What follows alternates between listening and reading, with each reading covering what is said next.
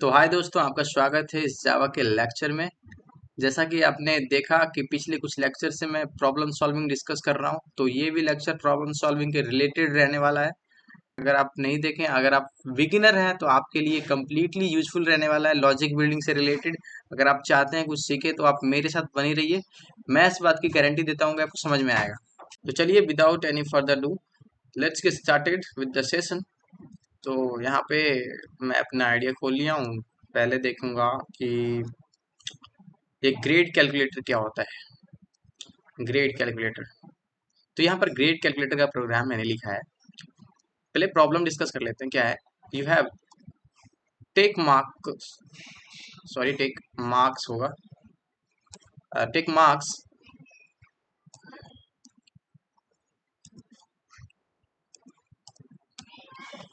Take marks of 5 subjects and find the grade when percentage is 90 and more than 90। Okay, जब 90 के equal है और 90 से greater than है तो उसका जो ग्रेड होगा ए स्पेसिफाई करना है मुझे। और बी जब करना है व्हेन 80 रहे परसेंटेज और मोर देन 80 रहे और बिलो 90 मीन्स, सो उस समय में करना है बी ग्रेड प्रिंट। और जब सी करना है, सी क्यों करना है? क्योंकि जब सी करना है किस केस में, तो परसेंटेज 60 से मोर देन रहेगा और 80 से बिलो रहेगा।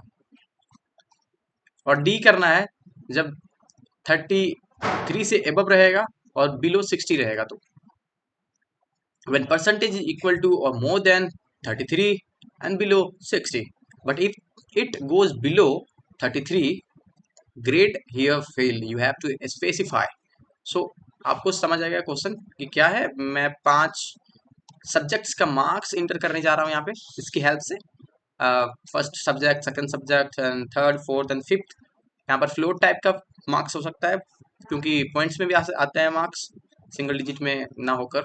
तो इसलिए मैं पॉइंट को कंसीडर कर रहा हूँ।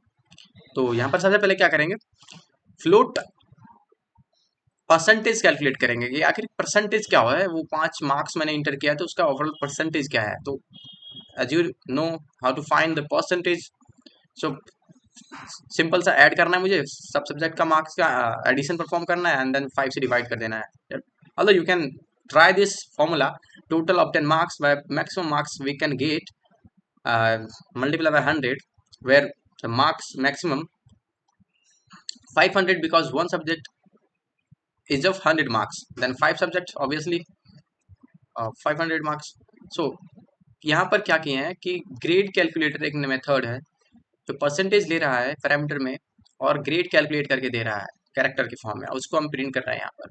अब देखते हैं कि ग्रेड कैलकुलेट कैसे हो रहा है। यहाँ पे मैंने एक मेथड बनाया है, स्टैटिक ग्रेड कैलकुलेटर, जो परसेंटेज ले रहा है और परसेंटेज को चेक करके करस्पॉन्ड आउटपुट दे रहा है ग्रेड के फॉर्म में। तो percentage if greater than equal to 19 है तो रिटर्न हो रहा है ए ग्रेड कैरेक्टर की फॉर्म में। अगर ये कंडीशन फॉल्स मतलब काम नहीं करती है, परसेंटेज 9 से बिलो रहता है और ग्रेटर देन इक्वल टू 80 रहता है, तो उस केस में हो जाएगा बी रिटर्न। इफ 60 से ग्रेटर देन रहता है तो उस केस में होगा return C grade. And then if अगर 33 से एबव एंड 60 से बिलो रहता है तो उस केस में रिटर्न होगा डी। अदरवाइज अगर कोई कंडीशन फेल नहीं एग्जीक्यूट कर रहा है, मतलब कि मार्क्स का जो परसेंटेज है ओवरऑल वो 33 से बिलो है, तो 33 से जब बिलो है तो वो कंसीडर किया जाएगा फेल में, तो इसलिए फेल रिटर्न होगा यहाँ से।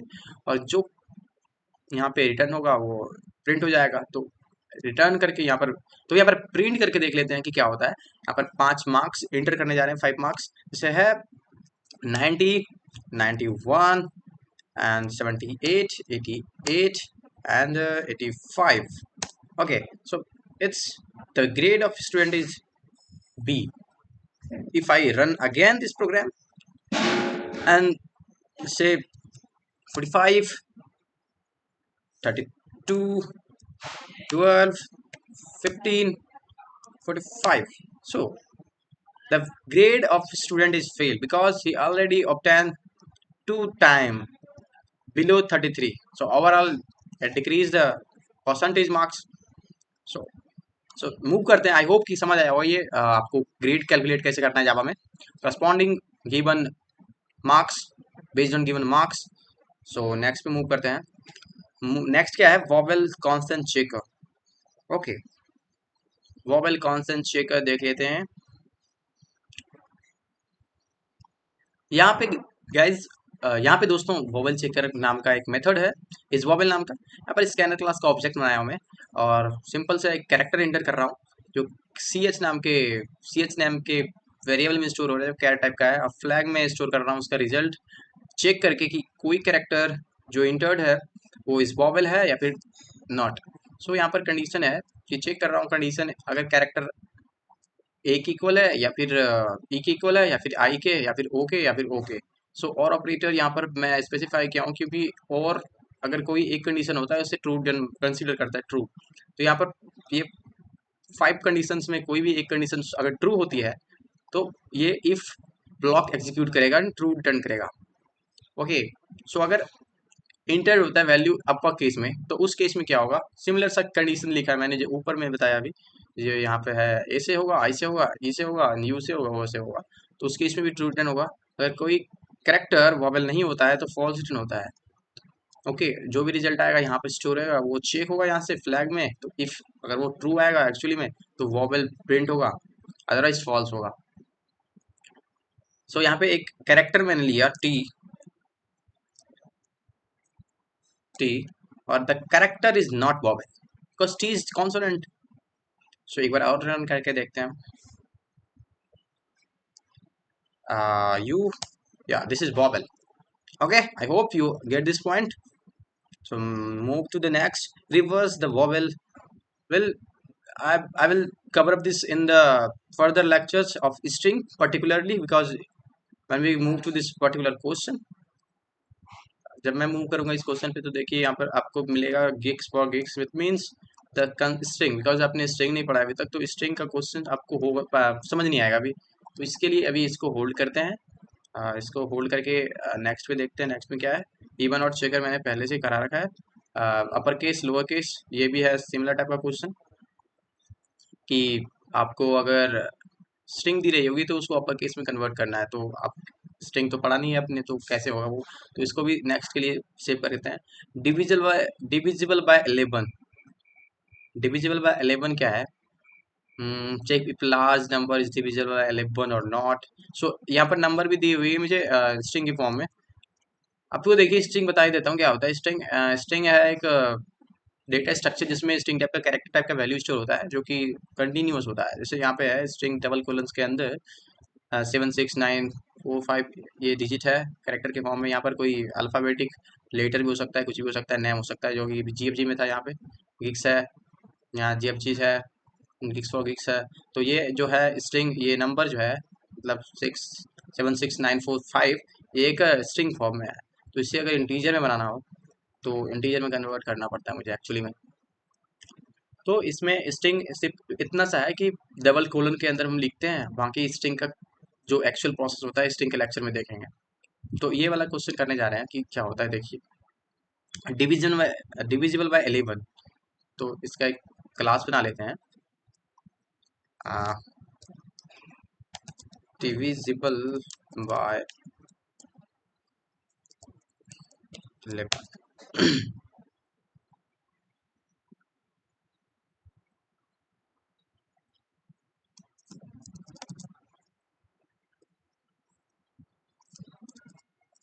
यहाँ पे एक मैन मेथड बना लेते हैं और एक स्ट्रिंग ले लेते हैं। ओके, यूजर डिफाइन स्ट्रिंग, यहाँ पर नंबर के फॉर्म में लेते हैं, जैसे 6895। ओके, ये एक क्या है, एक स्ट्रिंग टाइप का है जो कि नंबर है। एक्चुअल में ये एक नंबर है, डिजिट से बना हुआ है, जो कि स्ट्रिंग टाइप का है। यहाँ पे वो स्ट्रिंग जो है उसे हमें बताना है कि ये डिविजिबल बाय 11 है। Is this number stored in S is divisible by 11 or not. We have to identify, but why?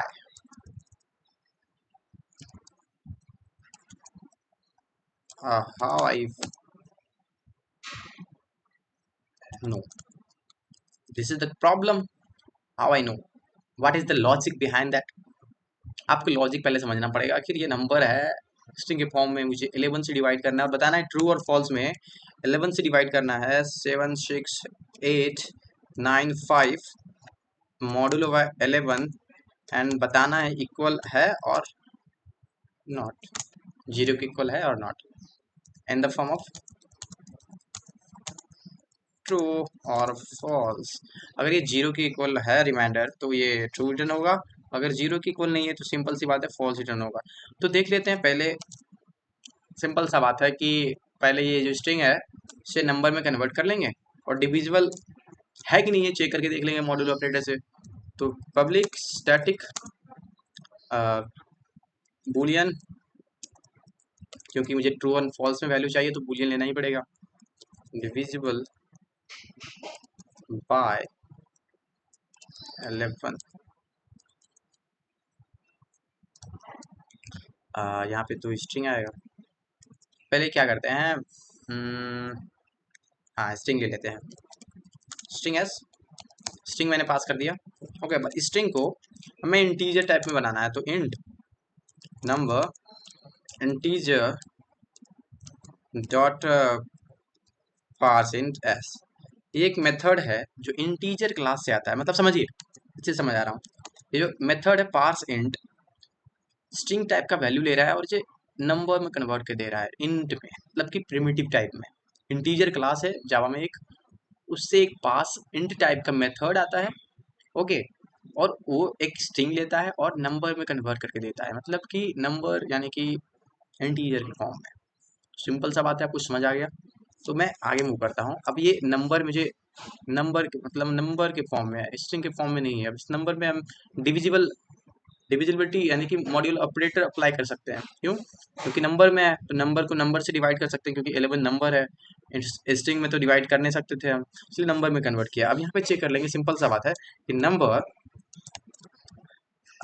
11 से डिवाइड करके देख लेंगे, अगर जीरो के इक्वल है तो रिटर्न कर देंगे ट्रू। ओके, तो अदरवाइज अगर नहीं है रिटर्न तो फॉल्स हो जाएगा। ठीक, और यहाँ पे मेथड को कॉल कर लेते हैं और फ्लैग में चेक कर लेते हैं। इफ डिविजिबल बाय 11 स्ट्रिंग जो है तो क्या होगा, yes it is divisible by 11। ठीक, अदरवाइज क्या होगा, no it is not divisible by 11। देखा मैंने क्या, यहाँ पर सिर्फ एक इंटीजर से जो मेथड आता है पास इंट, जो स्ट्रिंग वैल्यू लेके नंबर के फॉर्म में रिजल्ट देता है, मुझे कन्वर्ट करके देता है, तो उसी का यूज मैंने किया है यहाँ पे। ठीक, कन्वर्ट किया स्ट्रिंग से नंबर में, जो सिंपल इंटीजर है, और उसको डिवाइड करके देख लिया 11 से डिवाइड हो रहा है या फिर नहीं हो रहा है। यहाँ पर एक बार रन करके दिखाते हैं आपको कि क्या होता है, आखिर आउटपुट क्या आता है। या not, it is not divisible bye 12। अब मान लीजिए नंबर को चेंज करता है, यहाँ पे मैं नंबर को चेंज करके यहाँ पर 666 लेता हूँ और उसके बाद देखता हूँ क्या होता है। Not, it is not divisible by 11। अगर मैं यहाँ पे 6 लेता हूँ और yes it is divisible by 11। अब फिजिकली डिवाइड करके देख सकते हैं कि 11 से ये डिवाइड हो रहा है। 606 से ये मल्टीप्लाई करेंगे 11 को तो ये वैल्यू आएगा। ठीक, तो आप देख सकते हैं करके। ठीक है, आप देख लीजिए। तो आपको समझ आया कैसे डिविजिबल बाय 11 चेक करते हैं। अगर देखिए यहाँ पर एक बात हो जाएगी, देखिए यहाँ पर एक प्रॉब्लम है, जब ये स्ट्रिंग का वैल्यू जब बहुत बड़ा रहेगा, तो अगर इंटीजर का तो रेंज मुझे पता ही है कहाँ तक होता है इंटीजर का रेंज, मैंने डेटा टाइप में बताया आपको कि इंटीजर जो प्रिमिटिव शॉर्ट इंट है तो वो 2 to the power 16 तक ही जाता है, और जब वो मीडियम इंट में आता है जो 4 बाइट का रहता है, 2 बाइट का, वो जाता है 2031, यानी कि 10 to the power 5 पे तक जाएगा। और लॉन्ग इंट रहता है थोड़ा सा ज़्यादा मैक्सिमम रहता है, वो बिग इंट टाइप का वैल्यू स्टोर करके रखता है। हाँ, थोड़ा लार्ज वैल्यू, बट उससे भी अगर लार्ज वैल्यू आ जाए तो लॉन्ग भी वहाँ पर वर्क नहीं करता है। ठीक, वहाँ पर लॉन्ग भी वर्क नहीं करेगा। तो उस केस में मुझे कैसे डिवाइड करना है, जब ये इंटीजर में मैं बहुत बड़ा नंबर लूँ, मान लीजिए बहुत बड़ा number like that whatever we are specifying here, अगर इसे डिवाइड करके देखूँ तो यहाँ पर देखिए exception in the thread and long dot number dot for input this the number format this is input, यानी कि ओवरफ्लो कर रहा है, ओवरफ्लो कर रहा है। ये जो काम जो इंटीजर डॉट जावा 88 है पारसेंट, ये कन्वर्ट कर ही नहीं पा रहा है इतना बड़ा नंबर को, इतना बड़ा नंबर को यहाँ पर मैं जो स्ट्रिंग में आ रहा है, और ये स्ट्रिंग जब कन्वर्ट करने जा रहा है, ये पारसेंट स्ट्रिंग को कन्वर्ट करना चाह रहा है नंबर में, तो वो नहीं कर पा रहा है। हाँ, क्योंकि कर नहीं पाएगा, क्योंकि इसके क्षमता, इसकी कैपेबिलिटी से बाहर है वो। ओके, इसके रेंज से बाहर है, कर नहीं सकता है। तो इसके लिए दूसरा मेथड काम आएगा। और दूसरा मेथड क्या होता है कि एक आपके पास इवन एंड ऑड का जो प्लेस है, जैसे यहाँ पे ये नंबर है, इसमें ये क्या है, ये है ऑड प्लेस, ये फर्स्ट प्लेस है, ये है सेकंड प्लेस। तो सेकंड प्लेस क्या होता है, इवन, ये फिर से ऑड प्लेस। ओके, फिर ये क्या है, ये है इवन प्लेस, नहीं क्या है, ऑड प्लेस। एंड ऐसे ही एक हो जाएगा फिर से ऑड इवन। तो ऑड इवन आपने देखा। अगर ठीक, अब सम कैलकुलेट करते हैं। मान लीजिए अप्रोच क्या है, अप्रोच समझा रहा हूँ। अब देखिए इवन ऑड तो जान गया आपने, इवन ऑड प्लेस कौन सा है। तो इवन एंड ऑड का, इवन का अलग एंड ऑड का अलग, जो भी प्लेस पे वैल्यू रहेगा उसका सम पहले कैलकुलेट करना है अलग अलग, क्योंकि sum of number, sum of sorry digit at a even place. Okay, sum of digits at even place, वो at even place. Okay, so ये क्या है, इवन पे है 2 प्लस 3 प्लस ये क्या है 3। Okay, 2 3 and 3, this is even. So what is the value of this, 8. Okay, and sum of digits who at odd place, odd place यहाँ पर देखिए ये क्या है, ये 8, अब 8 है, और प्लेस में 7 है, फिर जाके 8 है, फिर जाके 7 है। देखिए यहाँ पर 8 7 8 and 7. So now when we 7, when we add this, it will 30. Now अगर हम माइनस करके देखें दोनों का सम, यानी कि दोनों जो सम गेट हुआ मुझे, इसे माइनस करके देखें तो क्या है, 12 22। ओके, अब 22 को चेक करेंगे, is it is divisible by 11 और नॉट, या इसे चेक करेंगे, कंडीशन को चेक करेंगे। ये जो आया वो अगर है 11 से तो ट्रू रिटर्न होगा, अदरवाइज फॉल्स रिटर्न होगा। समझ में आया क्या क्या मैंने पहले किया, मैंने सम कैलकुलेट डिजिट का जो कि इवन प्लेस पे है इसमें, और फिर जाके किया ऑड प्लेस पे जो है सम। अब दोनों का सम कैलकुलेट करके दोनों का सम एब्सोल्युटली, मतलब कि एब्सोल्यूट वे में समेशन फाइंड, डिफरेंस फाइंड किया। अब डिफरेंस को चेक करके दिखा कि 11 से डिवाइड हो रहा है या फिर नहीं। तो ये एक करेक्ट अप्रोच है जो एक्सपेक्टेड है, जितना भी नंबर बड़ा रहेगा स्ट्रिंग के फॉर्म में दिया हुआ वो चेक कर सकते हैं हम, कैसे, सम एंड सम फाइंड करके। तो जल्दी से करके देखते हैं इसे। Public static Boolean is divisible string. अब यहाँ पर देखिए क्या होता है, क्योंकि मुझे स्ट्रिंग को आइटरेट करना है, स्ट्रिंग को जब आइटरेट करना होता है तो मुझे फॉर लूप का नीड पड़ेगा मुझे। तो फॉर लूप चला के देखते हैं यहाँ पे, क्या int i equal to 0 I less than S dot length. Okay, पहले एस डॉट लेंथ ही कैलकुलेट कर लेते हैं। Int N equal to S dot length. Okay, length मेरे पास आ गया। अब इस लेंथ की जगह हम एन रख देंगे। Okay,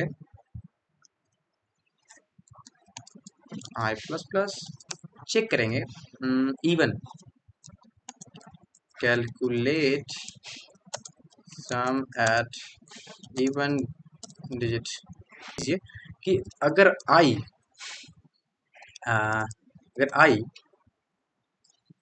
division bye 2 equal to 0 है, ठीक, तो कैलकुलेट करना है। हाँ, इवन सम। इवन सम में हो जाएगा इवन सम प्लस क्या होगा, एस डॉट कैरेट, यानी कि जो आई पे जो वैल्यू होगा, मतलब कि स्ट्रिंग को आइटरेट करते करते जो कि इवन इंडेक्स पे वैल्यू होगा उसको कैरेट से हम गेट करेंगे और ऐड कर देंगे इवन सम पे। इवन सम पे ऐड करेंगे। अब इवन सम तो इन टाइप का वैल्यू ऐड करके रखेगा, तो इन टाइप का एक इवन सम ले लेते हैं। ओके, एंड सिमिलरली ऑड सम ले लेते हैं। ठीक, दोनों हो गया। अगर भैया जब इंडेक्स इवन नहीं है तो वो ऑब्वियसली से बात है कि ऑड होगा। जब ऑड होगा तो ऑड में कर देंगे वो sum, odd sum plus S dot caret dot I at I. So यहाँ पर क्या हुआ, मैंने यहाँ पर क्या किया कि सिंपल सा एक लूप चलाया, स्ट्रिंग को आइटरेट किया, और जब इंडेक्स चेक किया कि इंडेक्स इवन है या ऑड है। अगर इवन है इंडेक्स तो इवन नाम के मेथड वेरिएबल में उसका सम कैलकुलेट कर लिया, कैलकुलेट, और जो कि स्टोर कर रहा हूँ। At the end of the loop whenever we reach we have even sum totally and odd sum as well, दोनों मेरे पास रहेगा। एट द एंड मेरे पास आ गया 8 एंड 30। अब चेक करेंगे दोनों का डिफरेंस। इंट डिफरेंस भी निकालेंगे तो वो भी हो जाएगा इंट टाइप का ही difference even sum. Absolutely absolute निकालते हैं, क्योंकि कौन बड़ा है नहीं बड़ा है मुझे नहीं पता। तो मैथ डॉट एप्स करेंगे, एप्स यानी कि एब्सोल्यूट वैल्यू निकलेगा मुझे। एब्सोल्यूट वैल्यू मीन्स मोड में मॉडुलस में निकाल के देगा। जैसे कि आपने पढ़ा होगा कि कोई वैल्यू निगेटिव आ रहा है तो उसे पॉजिटिव कंसीडर करना है उसके डिफरेंस को, तो उसे एब्सोल्युटली निकालना होता है, एब्सोल्यूट वैल्यू। तो एब्सोल्यूट वैल्यू को हम कंसीडर करते हैं। मैथ तो एप्स से निकल के आता है, जो कि जावा में इनबिल्ट मेथड है, जो कि मैथ डिफरेंस निकालेंगे और उसका एब्सोल्यूट कंसीडर करेंगे। जो कि निगेटिव है तो उसे प्लस पॉजिटिव में कंसीडर करेंगे, वही एब्सोल्यूट निकाल के देता है। ये ज्यादा हैट्रिक ना बनाए चीजों को। अगर ये डिफरेंस चेक कर लेंगे 11 से डिविजिबल है तो रिटर्न करेंगे यहीं से ट्रू। ओके, अगर नहीं है तो भैया फॉल्स तो होगा ही होगा, रिटर्न होगा कि नहीं। अब यहाँ तक मैंने काम कर लिया। अगर वो डिफरेंस 11 से डिविजिबल नहीं है, मतलब कि ये 22 जो आया 11 से डिविजिबल नहीं है, लेकिन इस केस में है तो यहाँ से ट्रू होगा। अगर यहाँ पर कुछ और आता तो यहाँ पर फॉल्स हो जाता। अब यहाँ पर इस मेथड को, इस डिविजिबल को चेक करके देखते हैं। इस केस में यूजिंग ऑप्टिमल अप्रोच यहाँ पर चेक करके देखते हैं कि इज डिविजिबल एज ट्रू और फॉल्स। अगर ट्रू है तो yes, yes, again divisible by 11। Okay, else not divisible.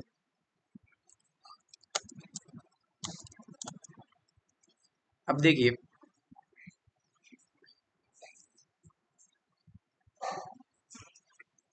यहाँ पे नंबर तो मैंने ये लिया है कि नहीं, नंबर तो मैंने ये लिया है। अब नंबर मुझे पास करना पड़ेगा यहाँ पर वही, ठीक।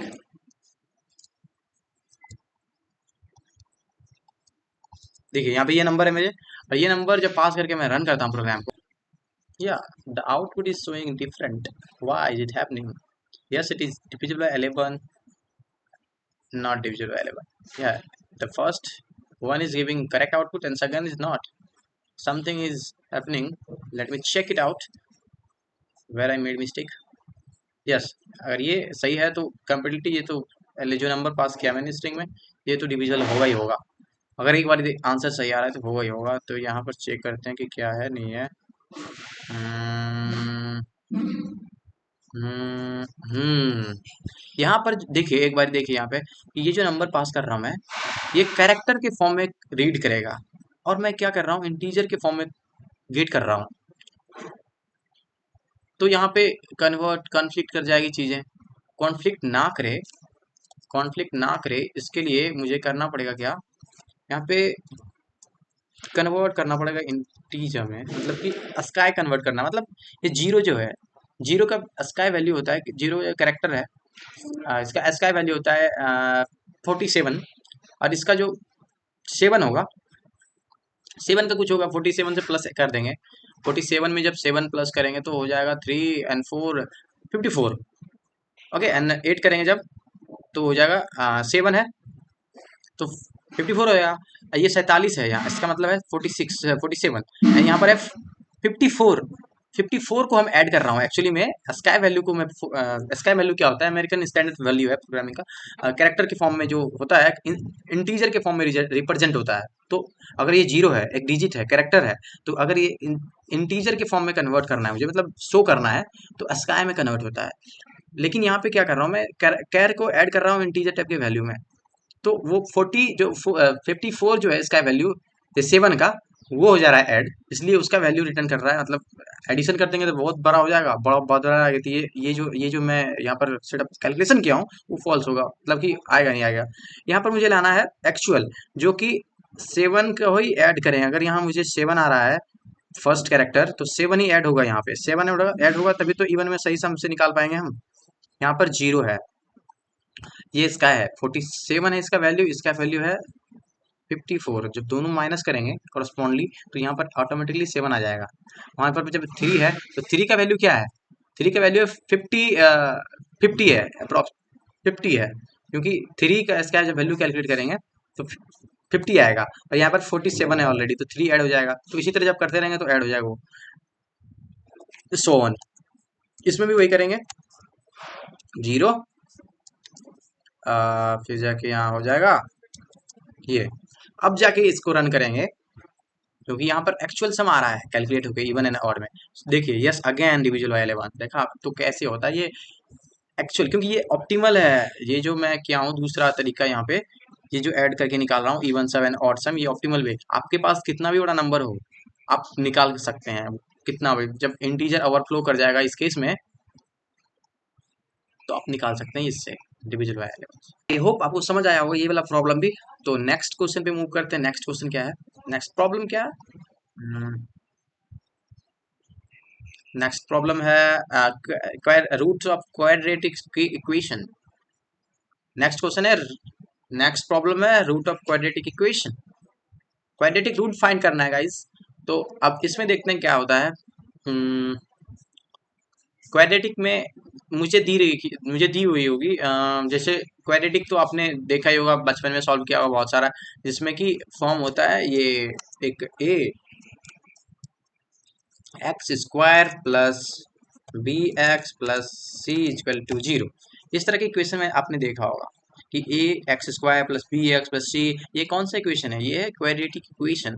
जब मुझे गेट करना हो क्वाड्रेटिक इक्वेशन, और मुझे कंसीडर करना हो A B and C only, क्योंकि ए बी सी तीनों क्या है, वेरिएबल है, यहाँ पर कांस्टेंट कह रहे हैं लेकिन वेरी करेगा, क्योंकि यहाँ पर इस वाले में एक्स वेरी करता है, और ये ए हमेशा कांस्टेंट रहता है किसी पर्टिकुलर वैल्यू पे, मतलब कि ए एक जगह फिक्स रहेगा, बी भी फिक्स रहेगा, सी भी फिक्स रहेगा, तो एक्स वेरी करेगा, उसका ग्राफ चेंज होता है, डिफरेंट होता है, पैराबोलिक टाइप का ऐसे जाता है। लेकिन यहाँ पे क्या है कि ए बी एंड सी,